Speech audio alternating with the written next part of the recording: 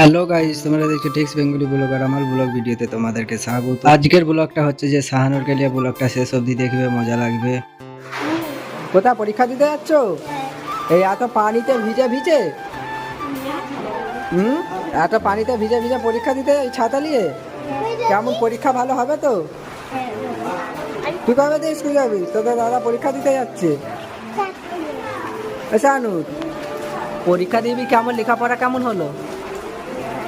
ভালো পরীক্ষা ভালো দিতে পারবি? জোরে ভালো পরীক্ষা দিতে পারবি তো? আজকের ব্লগটা কেমন লাগলো কমেন্ট অবশ্যই জানাবে, আর ভিডিওটা শেষ অবধি দেখে থাকলে একটা সাবস্ক্রাইব করে দিবে।